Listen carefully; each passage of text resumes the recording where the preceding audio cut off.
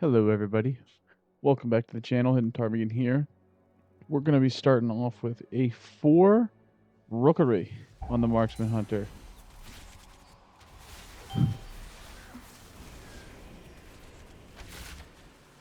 Doing a little bit of a different style right now. I'm going to be doing a post commentary for these next couple.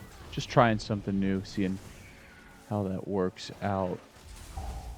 So, yeah. This pack is always pretty dangerous. You got to watch out from the frontal.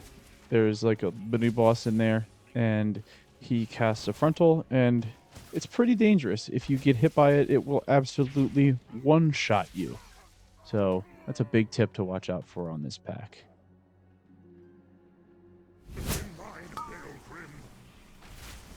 The only thing I'd note for this pack that you should keep a mind out for is making sure you're interrupting enemies that need to be interrupted and avoiding the stuff that gets put on the ground. The big birds will put a ground AoE on the ground like that. And you just want to make sure you don't get hit by that because it will do a lot of damage and put a lot of unnecessary stress on your healer. And then for the rest of this pre-boss trash, you're just going to basically rinse and repeat. Make sure you're getting interrupts and avoiding the stuff on the ground. Nothing super special about these packs. So this first boss has 2 main mechanics. He has I would say actually he has 3. He has this ground spread out thing, the ground AoE avoidance that he puts on every single player, and then he has lightning beams that go around the room in a circle. You can see there are 4 beams that surround him. Maybe it's 5, I can't tell. I think it's 4. But he will rotate either clockwise or counterclockwise, and all you need to really do is just don't stand in them and avoid the stuff on the ground while he's doing that. For the second ground mechanic that I talked about, where he puts a dot on every player, you just need to spread out and don't be standing within X amount of yards of another player. And then the last ground mechanic is just the same as the packs that you fight before this boss, this one right here, where you need to just don't get hit by them. Other than that, there's no major mechanics you need to be worrying about with this boss.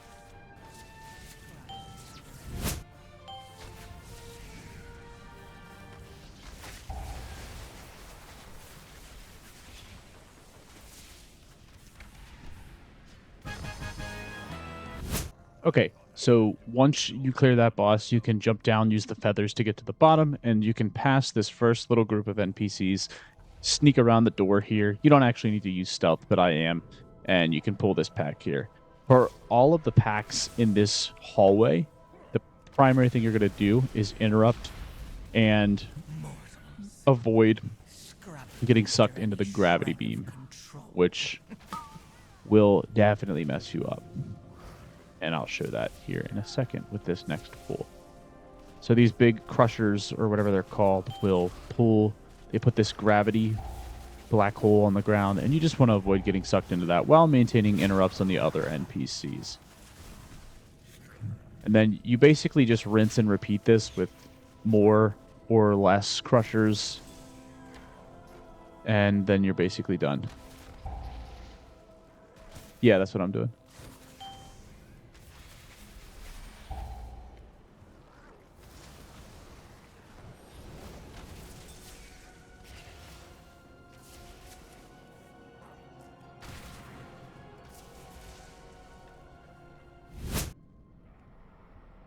Okay, so this boss has several mechanics. I think it's roughly 3 that are like really important to deal with.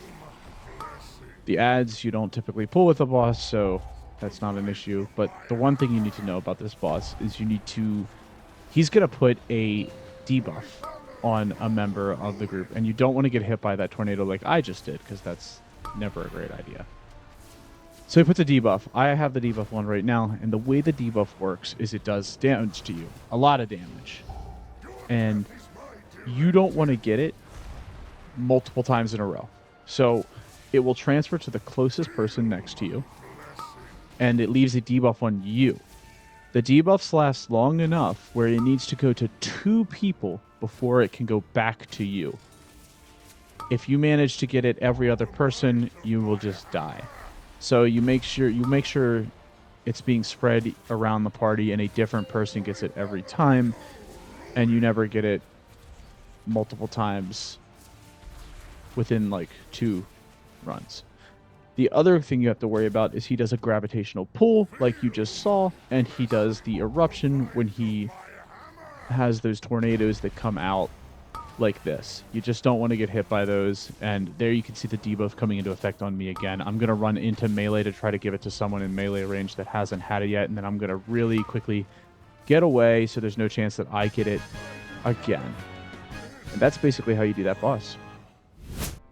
So the thing to note about this pack is you want to avoid the ground stuff that the big dudes put on the ground. It's just a big like purple circle, and all you really got to do is avoid it. It can be a little rough, but as long as you don't get hit by it, you'll be fine.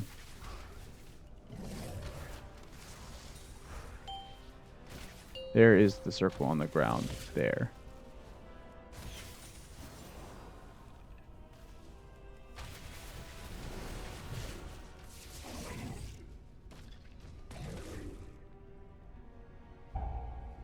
Okay, now this is a slightly different pull. This guy will put on the ground these orbs that like shoot out from you, and they will wreck you if you get hit by them. Again, another common example of just avoiding stuff that hits you and you'll be fine.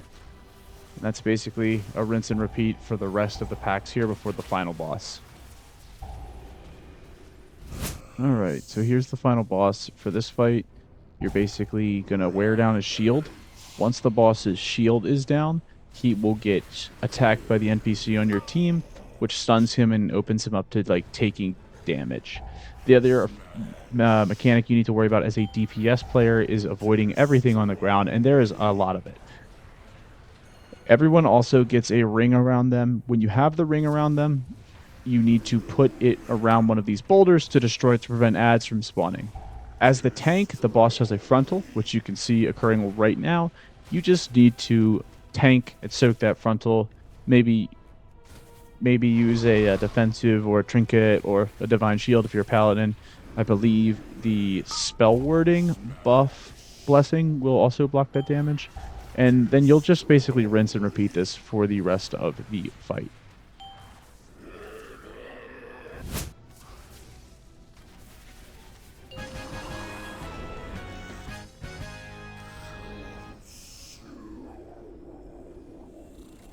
Alright, welcome to Priory +2.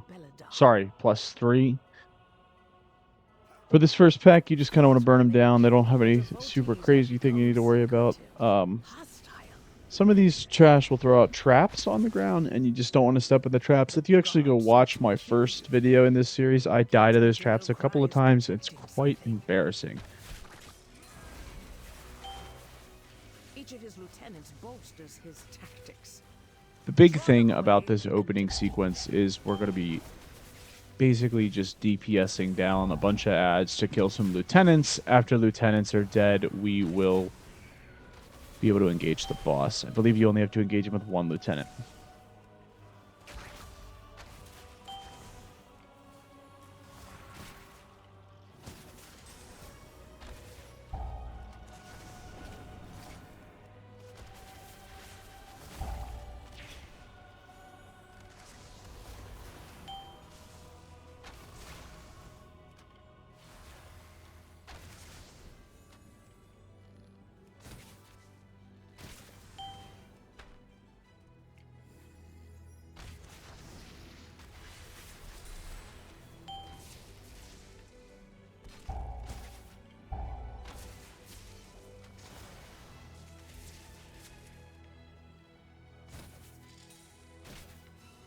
Alright, now that wraps up the first pack pull. We're basically going to rinse and repeat until we get to the first boss. Nothing crazy notable to worry about in these fights.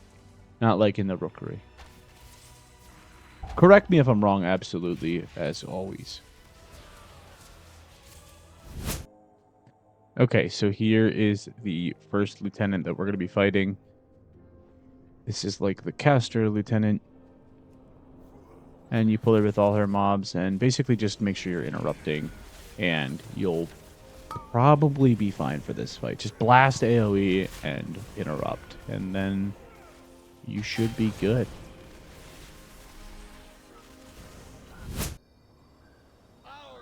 Alright, moving on to the boss. This is Dalecry. Dalecry is basically empowered by every lieutenant you haven't killed. We will usually leave one alive in most groups that I've played with. This is a pug group, and it looks like they're doing the same thing. The only one who isn't pugged here is Toybox. The big thing to note for Dalecry as a DPS player is just to make sure you're getting the battle shout interrupted. If not, you're going to take a ton of damage as usual. And don't get aggro and get killed like the other member of our group. So if you can just kind of rinse and repeat that, you'll have no problem. I don't think you need to focus the NPC down or anything. Correct me if I'm wrong in the comments below, but that should be basically the gist of that run.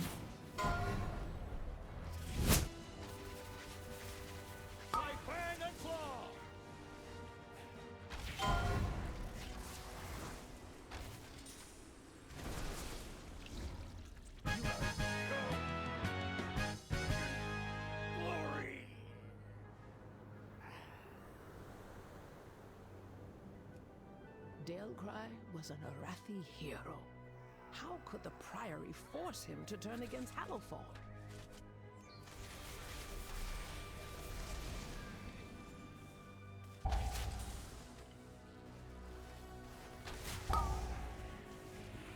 Are these still strikes, lackeys? Guards! Guards!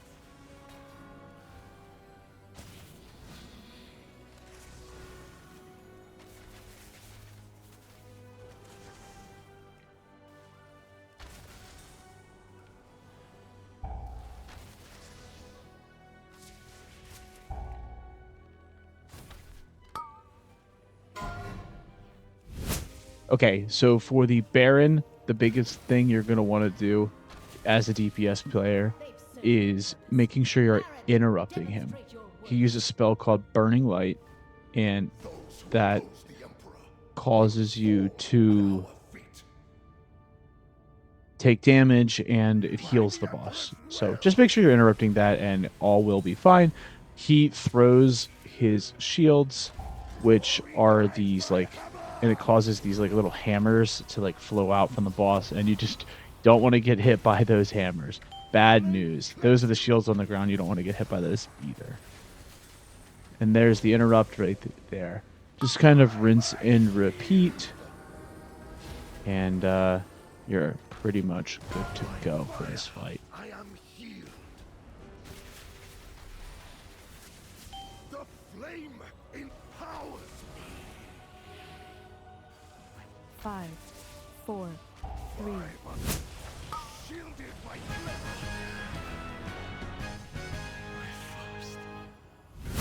All right, so for this next room, it's up above the boss we just fought. You're going to want to clear the whole room. Pretty much all the time you're going to want to clear the whole room. Unless you killed an absolutely ridiculous amount of stuff outside. There's a lot of trash in here that you're going to want to clear. One of the big things to note is there is a undead boss standing in the middle of the room. He's like a mini boss. You can see him right now. You absolutely need to kill him. If you don't kill him, he will aggro and probably chain pull mobs to the last boss when you engage the last boss. Other than that, manage your interrupts, try to CC and stun, and just rinse and repeat for the entirety of this room, and you'll be fine. There's nothing super crazy to note. Other than the mob density, there's definitely a lot of NPCs that are pretty grouped up, and if you are not careful, you might accidentally disengage into one, you know, like me, hunter player kind of shit. But yeah, just rinse and repeat that. Pay attention to where you're standing, and you should be good to go. For this fight, you're going to... There's a couple of interrupts, but other than that, like that's an interruptible ability right there. You just want to turn around when she casts this blinding light spell that she's casting not right now, but not yet. It's called Blinding Light. This one. You want to turn around right before it goes off, because if you're looking at her, like the warlock right there, or was that a hunter? I think it's a hunter. You'll get blinded, and you'll be disoriented and take some damage. So other than that, just manage your interrupts and don't look at the boss when she casts Blinding Light. This is a 2-phase fight. For phase 2, after you get her to 50% health, she puts a massive shield on her, and the massive shield will protect her. She runs to the top area, and then you have to kind of DPS burn her shield down, and then you have to get an interrupt on her. Keep in mind, while that shield is up, she's going to be doing constant group-wide damage in the typical Blizzard fashion. They do love their group-wide damage. So you're going to have to burn that shield down, kill the adds that she spawns, and then you can just nuke the boss down. She has the same mechanics up top as she does down here. Just rinse and repeat that, and you're done. There's the shield right there. You can see we're just going to try to burn her down. It might be worth popping a hero here, or maybe waiting till the shield's burned down, but this does put a ton of strain on your healer, the constant damage. You can see it's not a ton, but like, you can see our other hunter getting chunked, but that's mainly because all of these adds. This fight is very reminiscent of the Herod fight, for me, and there I go dying. In the original Scarlet Monastery, this reminds me of Herod because of all the acolytes that like run in after you kill him in Armory, if anyone remembers that. So, pretty neat. Thank you for the B-res, and we'll just kill all the adds and kill the boss. And that is the whole fight. Alright, that just about wraps up that boss fight. As you can see, we do not have enough percent because we didn't kill nearly enough outside. Even though we did clear that entire room, we are going to have to go back and get some trash just to wrap this dungeon up, and I will see you after we do that. Alright, so that just wraps up the dungeon here with this last little pack right outside to the right, or I guess the left if you're walking in, kind of near where we fought Dalecry. And that brings our rating up to 1,223 with a vault reward of 649. Alright. So, thank you everyone for watching. Appreciate you taking the time to click on the video. And don't forget to like and subscribe. We'll try to get next episode out next week. And I hope you enjoy the video. Have a good day, everyone.